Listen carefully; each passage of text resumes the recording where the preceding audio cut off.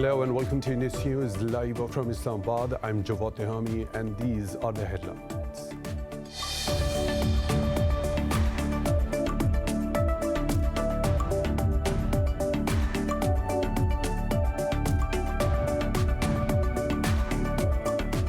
Pakistan's Army Chief General BAJWA says security forces are determined to defeat enemies of peace and prosperity of the country. He was addressing the 7th National Workshop Balochistan at the General Headquarters in Rawalpindi. The Army Chief said now is the time to reap dividends of hard-earned peace and expedite socio-economic development.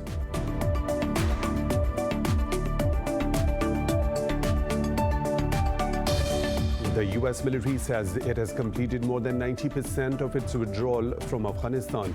In a statement, the U.S. Central Command said at least 7 facilities have been handed over to the Afghan authorities. Meanwhile, the government plans to launch counteroffensive as the Taliban continue to seize districts.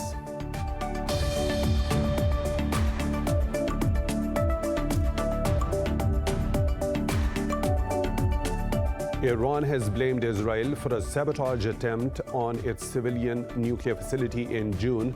State media quoted a government spokesman as saying that the attack was aimed at derailing Vienna talks to revive the 2015 nuclear deal.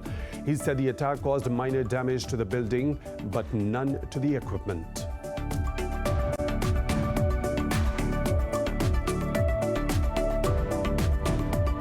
Daily COVID-19 infections in Brazil have dropped for the 3rd straight day. The country has reported more than 22,000 cases and nearly 700 deaths in the past 24 hours. Here in Pakistan, the virus has claimed 25 more lives and infected over 800 people overnight. Globally, there are now nearly 4 million deaths and over 184 million infections.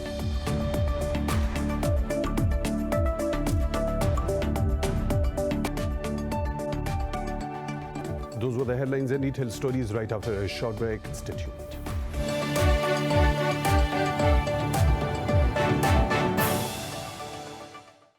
Welcome back, and now for the news in detail. Pakistan's Army Chief General BAJWA says security forces are determined to defeat enemies of peace and prosperity of the country. He was addressing the 7th National Workshop Balochistan at the General Headquarters in Rawalpindi. More in this report. The Army Chief said now is the time to reap dividends of hard-earned peace and expedite socio-economic development. He added that Balochistan's peace and prosperity is essential for the country's progress. General BAJWA called for a comprehensive national response to the internal and external security challenges. A large number of parliamentarians, members of civil society, and media representatives were present at the occasion. Earlier, in a meeting with General BAJWA, Azerbaijan's Ambassador Ali Alizadeh lauded Pakistan's role for regional peace. The military's media wing said matters of mutual interest, regional security, and the Afghan peace process were discussed in the meeting. Kashmiris along the line of control and across the world are observing Martyrs Week starting today. The call was given by the All Parties Hurriyat Conference. Protests and rallies are planned to draw the world's attention to the genocide in Indian-occupied Kashmir. Thursday will be observed as Resistance Day to mark the martyrdom anniversary of popular youth leader Burhan Wani. On July 13, the Kashmiris will remember the 1931 martyrs who defied the Dogra regime. Meanwhile, the Hurriyat Forum has condemned the ongoing violent operations in the valley. In a statement, it urged the world to take note of India's extrajudicial killings and detentions. The U.S. military says it has completed more than 90% of its withdrawal from Afghanistan. In a statement, the U.S. Central Command said over 7 facilities have been handed over to Afghan authorities. Meanwhile, the government plans to launch counteroffensive as the Taliban continue seize districts.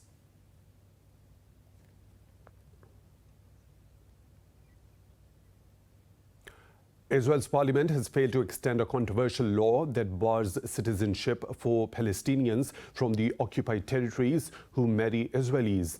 After a debate that lasted through the night, 59 lawmakers voted in favor and as many against.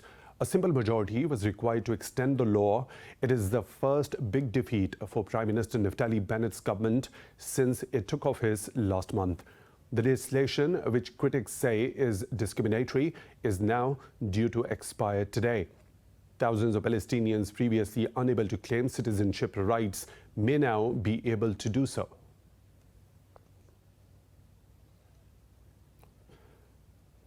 Canada has reaffirmed support for a two-state solution for the Israel-Palestine conflict.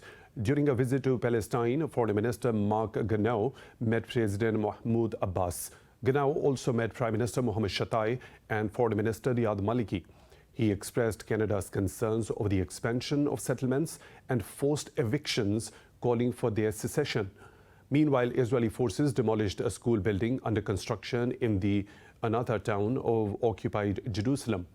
The forces are also set to demolish the home of another Palestinian family in the Silwan neighborhood.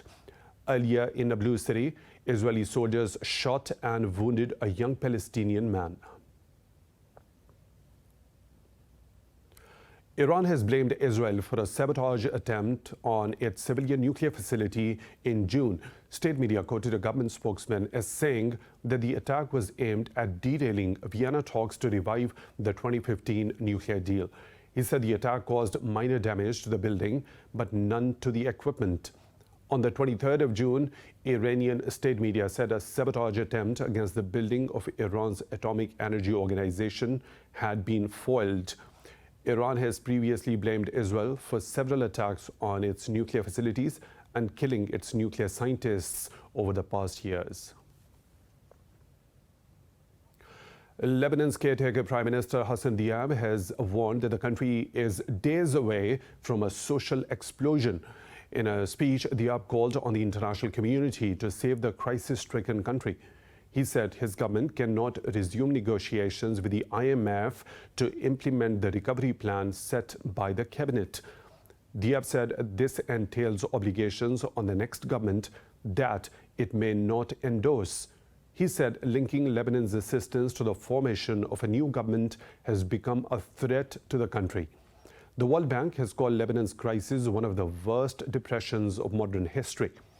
The currency has lost more than 90% of its value, and more than half of the population has been propelled into poverty.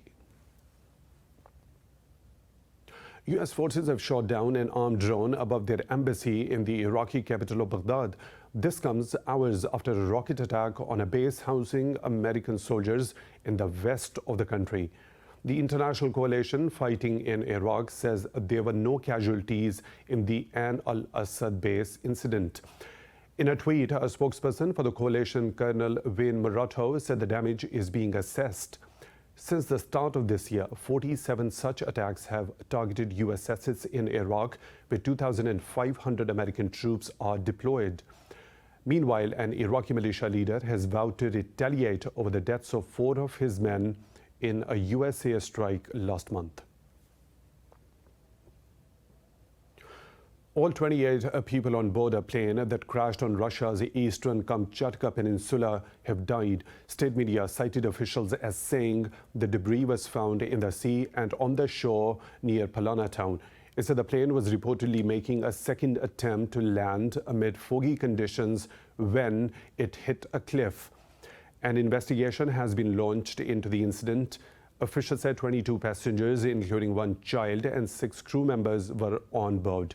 The An-26 aircraft lost contact with air traffic control shortly before it was due to land in the settlement of Palana. Daily COVID-19 infections in Brazil have dropped for the 3rd straight day. The country has reported more than 22,000 cases and nearly 700 deaths in the past 24 hours. Globally, there are now nearly 4 million deaths and over 184 million infections. More in this report. India's failure to contain COVID-19 and its consequence in the form of the Delta variant is erasing global gains against the pandemic. The mutant strain has pushed 7 countries to reimpose restrictions. Scientists in the US have found that even fully vaccinated individuals are not immune to the variant. And as if that wasn't disturbing enough, with the Delta variant turning into the dominant strain in California, scientists have now detected Delta Plus. Brazil President Jair Bolsonaro is on the ropes for mishandling the pandemic and now faces a plethora of new charges. Meanwhile, Mexicans are bracing for the third wave of cases amid fears that lifting lockdown will see new strains take hold. Things are relaxing a lot, and that's why there is an increase in cases. And with the change in the weather, with the rain, with the cold weather, it's very likely that cases will increase. I recommend that people keep on looking after themselves until about 80% of the population is vaccinated. Then we can talk about relaxing measures. Canadian Prime Minister Justin Trudeau has announced plans to reopen the border with the US over the next few weeks. Turkey too announced plans to reopen schools on September 6 amid progress with the country's vaccination drive. Germany is also easing strict restrictions on travel from Britain, Portugal, and some other countries imposed over the rise of Delta variant. However, the World Health Organization warns that countries should be more careful. I think overall we've made a very premature rush back to full normality. And I think we're going to pay a price for that because we're not there with vaccination. The variants are really there, and we haven't protected enough people. And I honestly think that we need to think our way through this, that we're opening up way too quickly for the epidemiologic situation and the risks associated with that.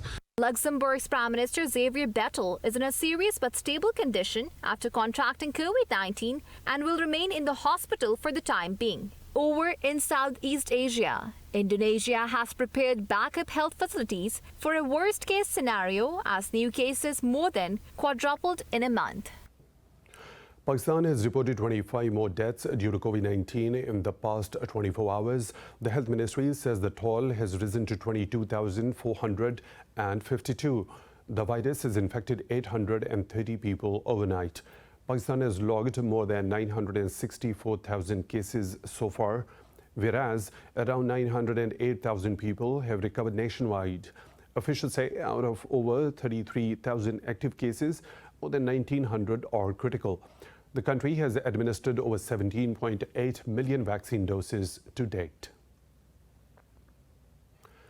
Prime Minister Imran Khan says Pakistan supports China's efforts for securing world peace. He was addressing CPC and World Political Parties Summit held virtually to mark 100th anniversary of the Communist Party of China. The Prime Minister said Pak-China strategic partnership reflects the time-tested ties between the two Iron brothers. He added that both countries share objectives for global peace, economic cooperation, and wider regional connectivity. Khan added that President Xi Jinping's vision largely contributed to Beijing's success against the coronavirus pandemic and poverty. Earlier, President Xi Jinping delivered his keynote address and called for joint efforts to combat terrorism and climate change. He further urged political parties worldwide to oppose the politicization of COVID-19 and attaching a geographical label to it.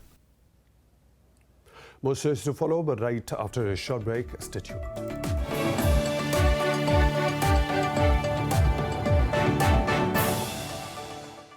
Welcome back. A top UN human rights official has deplored the custodial death of an 84-year-old Indian Christian priest who campaigned for the rights of the tribal people. Stan Swami was suffering from Parkinson's disease and also contracted COVID-19 while in detention. Swami was arrested last year under a controversial anti-terrorism law after being accused of having ties to a banned leftist group. His death has revived criticism of the increasing use of the anti-terrorism statute under ultra-nationalist Prime Minister Narendra Modi's government. Opponents of the law say it is being used to hound people critical of the government. In Ethiopia, the commander of the rebel forces in Tigray has called for a negotiated ceasefire and a political solution to the conflict with the Ethiopian government. Sadkan Gebretensai said this a week after the withdrawal of the government forces from the Tigrayan capital, Mekele. In a statement, he said that they are restraining themselves for a realistic political solution to the whole conflict. The commander urged the international community to understand the situation. Prime Minister Abiy Ahmed's government has been battling the TPLF since early November after it accused them of attacking their military bases. Egypt says it has informed Ethiopia that it categorically rejects the refilling of the Grand Ethiopian Renaissance Dam. In a statement, Egypt's Irrigation Minister Mohammed Abdul Ati said Cairo regards Addis Ababa's move as a threat to regional stability. Ati said Addis Ababa officially notified Cairo it is starting to fill the reservoir for a second year. He said the volume of the water in the dam will depend on the amount of seasonal rain in Ethiopia. Ethiopia says the dam on the Blue Nile is crucial to its economic development. Meanwhile, Egypt and Sudan view the dam as a grave threat to their Nile water supplies.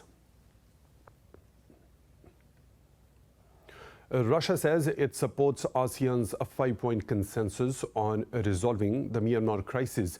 During a visit to Jakarta, Russian Foreign Minister Sergei Lavrov called for more contact between the two sides. Lavrov said the appointment of a special envoy from the association will boost prospects for a settlement.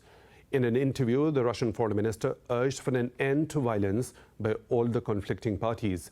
However, Lavrov rejected what he called unilateral sanctions, saying they will increase the clashes.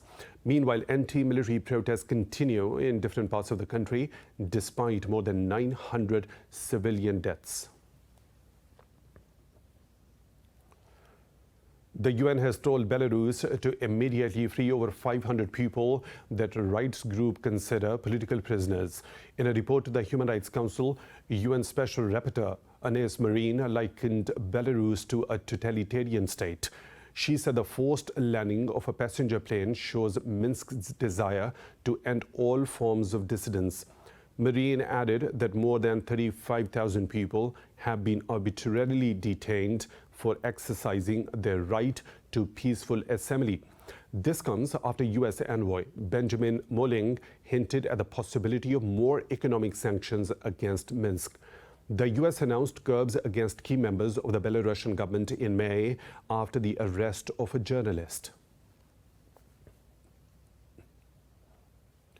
In Turkey, the Coast Guards have rescued as many as 76 asylum seekers who were pushed back by the Greek authorities into Turkish territorial waters. Turkish officials say 30 migrants have been rescued from the rubber boats of the coast in western Izmir province. They added that another 46 asylum seekers were rescued in Aydin province. Turkey has been one of the main routes for migrants wanting to reach Europe, especially since Syria's civil war in 2011. In the U.S., at least 150 people have been shot dead in more than 400 incidents over the 4th of July weekend. Gun Violence Archive, a non-profit organization that compiled the data, says the tally could be higher. The report includes shooting incidents over a 72-hour period from Friday to Sunday. According to the data, Chicago saw its deadliest weekend so far this year. A total of 83 people were shot, out of which 14 died. Meanwhile, New York also saw 21 shooting incidents over the weekend, in which 26 were killed. Parts of Atlanta, Virginia, Texas, and Ohio also reported several shooting incidents over the weekend. Venezuela's President Nicolas Maduro has pledged to overcome what he calls criminal sanctions. Speaking at the Grand Military Parade in Caracas, he urged to find paths to sustainable development. The parade was held to mark the 210 years since the country gained independence from Spain. At the event, Maduro promised to bring back economic prosperity to Venezuela. Meanwhile, the UN High Commissioner for Human Rights has warned of shrinking civic space and polarization in Venezuela. However, Michelle Bachelet welcomed Maduro's commitment to improving the human rights situation.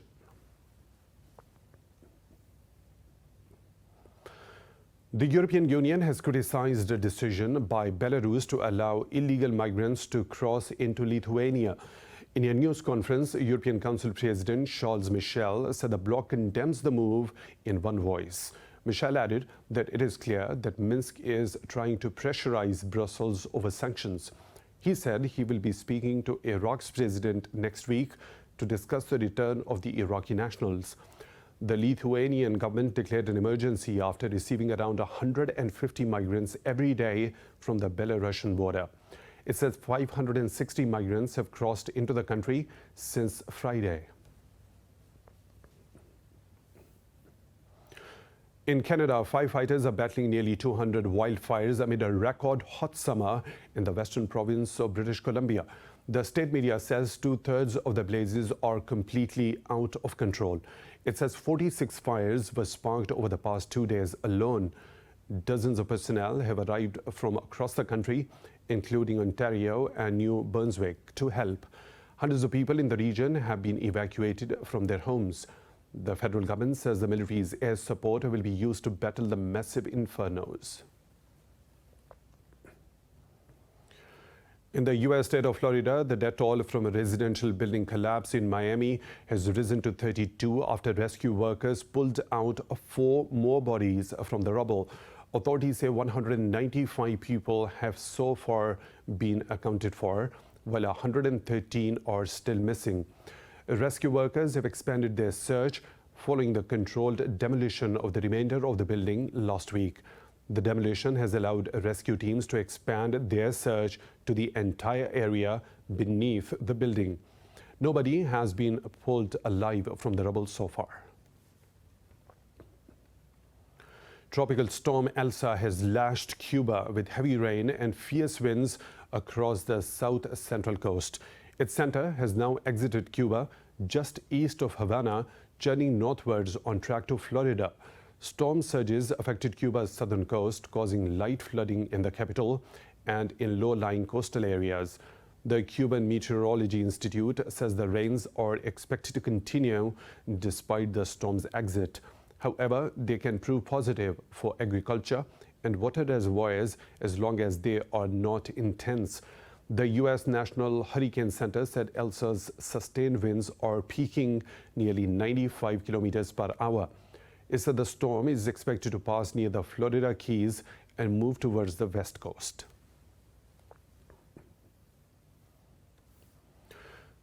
The latest colossal ransomware attack in the U.S. affected between 800 and 1,500 businesses globally. The CEO of the targeted IT firm Kaseya said it is difficult to estimate the precise impact of the breach. In an interview, Fred Vacola said he is not yet aware if any national organizations were targeted. However, he is in contact with the White House, the FBI, and Homeland Security over the matter. The hackers who claimed responsibility for the breach have demanded $70 million to restore all data. They also say they are willing to negotiate. Vacola refused to say whether he is ready to take the hackers up on the offer. Comment yes, no, or maybe. And I'll tell you the reason for that is, I'm not an expert in this. I'm not a ransom expert. I've never, I don't do this for a living. There are people that do it for a living. We listen to the FBI, we listen to Homeland, we take their advice, and the advice is we have absolutely no comment either way. No one's contacted us. In Egypt, a court has lifted the detention order on the Ever Given container ship, allowing its expected release from the Suez Canal. The dispute occurred. The vessel became stuck in high winds and remained wedged across the canal for 6 days, disrupting global trade. On Sunday, the Suez Canal Authority said it agreed to a settlement with the owners of the container ship. The authority held the giant ship and its crew under a court order since it was dislodged on the 29th of March. The owner's lawyer said that he had been informed of the decision to lift the order. The 400-meter vessel will be accompanied by 2 tugs and 2 senior canal guides. Divers have seen hundreds of seahorses in a polluted water body in western Greece. Experts warn the threatened species could be lost if the Itoliko lagoon is not cleaned up. More in this report. Seahorses are a fascinating and magical marine creatures with the tail like a monkey and a freely moving head like a horse. Due to their unique appearance and biology, people in Asia have also credited them with magical powers. However, a huge number of seahorses were found in a polluted Greek lagoon. It was the first time that I had spotted seahorses, and they were in a place I least expected. And when I spotted a colony of a large number, it was even more amazing for me. Fresh water leaking into the lagoon from damaged irrigation canals and improperly built bridges hinder oxygen from entering the water. Factory waste and fertilizers have also played their part in polluting the lagoon. One reason only: the human factor. We have raped the ecosystem and do not allow it to breathe. Human interventions have caused it to be polluted and have not allowed waters to enter from the open sea. The protected species harmed by overfishing and population. Seahorses need an environment full of organisms to feed on and plants to hide in. Seahorses are an important part of the marine world, and saving them is an imperative. Richard Donner, the director behind Superman and Lethal Weapon, has passed away aged 91. His wife and business manager, Lauren Schuller Donner, announced the death to the media.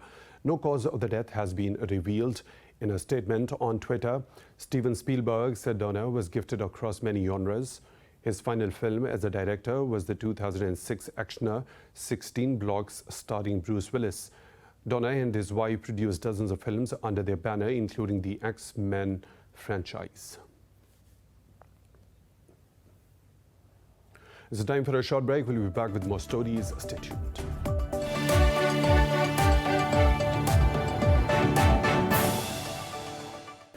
Welcome back. In France, painters of the iconic Place du Tertre Gallery are displaying endangered artist signs to oppose a Paris City Hall bill. The bill will require painters to complete an online application process instead of painting tests. More in this report. The 250 artists working on the most famous open-air art gallery in Paris will need to fill a form, write a cover letter, and gather examples of their work in an online portfolio. They fear they may be replaced by imposters who could send pictures of the works of others. Most are angry at the prospect of losing their pitch, like Gerald Toulouseau, who started working on the Place du Tertre 51 years ago, when he was just 15. I find it completely unwise. It is useless because we, the veteran artists, made the Place du Tertre. I don't see why new people would come here and take our place. It is unacceptable. The new regulation is the implementation of a European Decree 2017 on commercial competition in the public domain. José Luis Liva Cajon, the representative of the Place du Tertre artists, said that they applied for a summary judgment against the bill. We are awaiting the court's resolution, which should be known next week. And well, we hope we'll win the case because the way they are treating the artists really is unacceptable. And especially the call for competition with an opaque application system and the fact that those who will judge the applications will be the city's elected representatives, not professionals. However, a few artists have refused to display protest signs on their pitch. Pavlos Fasolis is one of them. For him, the bill is a good way to make sure the artists who remain on the square are legitimate. French couture house Christian Dior kicked off Paris Fashion Week with an in-person runway show. It drew celebrities in an attempt to revive a touch of pre-pandemic glamour. More in this report. Tweed ensembles from jackets to hats resembling horse riding helmets took the stage at Dior's Haute Couture show. Models hit the runway in vegetal prints on velvet and satin coats and sheer dresses. For evening looks, there were long skirts embroidered with feathers and pleated long dresses in silk gauze. Actresses Jessica Chastain, Cara Delevingne, Monica Bellucci, and Florence Pugh were among the limited crowd who lined the catwalk. I think everyone's just excited to be back together. I mean, that's why I wore this dress with a big red heart, because I was like, finally I get to be around people. I'm just very happy to be in a room with people. With an audience in the room, they could appreciate the detail and the tactile nature of the fabric in a way that does not come across online or in video footage. We speak a lot about sustainability, about the environment, but we have to think about sustainability, about also the worker around the world. And also, this is not only about a job, it's also about tradition, about knowledge, about culture. If there are no support from the big brand, it's very difficult for them to promote their artwork. LVMH-owned Dior staged the show in the gardens of Paris Rondon Museum inside a temporary structure, covered with embroidery designed by the French artist Eva Jospin and made by Indian craftswomen. Paris Fashion Week runs until July 8.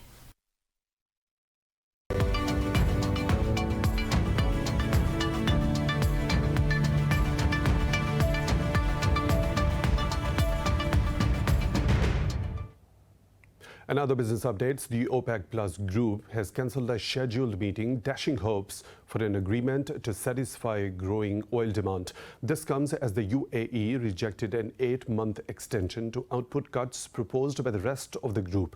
The cartel's Secretary General says the date of the next meeting will be decided in due course.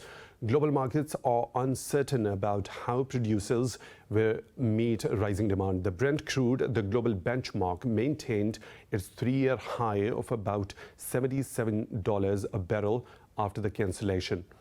Meanwhile, the White House says the Biden administration is pushing for a compromise solution in the stalled talks. The Wall Street stocks have declined as Beijing's regulatory crackdown hammered shares of several U.S.-listed Chinese firms. The U.S. shares of Chinese ride-hailing giant Didi plunged as much as 25% after a crackdown by the Chinese government. The Dow Jones Industrial Index traded nearly 1% lower, while the S&P 500 was also nearly 0.5% down. But the Nasdaq Composite traded higher. Meanwhile, the oil prices jumped to its highest level in 6 years after talks between OPEC and its oil-producing allies were postponed. Amazon Australia has opened up its online store to New Zealand customers. Kiwi shoppers can now buy directly from the online retailer. The service has been made available more than 3 years after Amazon was launched in Australia. The general manager of Amazon says customers were already shopping on the US store. Customers will also be able to shop from the homegrown New Zealand businesses.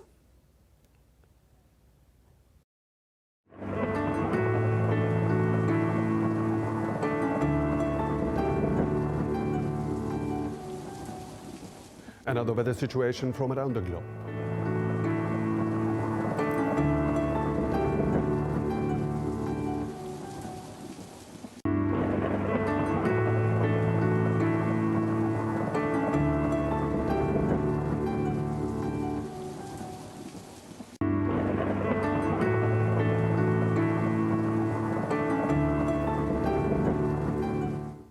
And that's all for now. For the latest updates, you can follow us on social media at Indus Top News.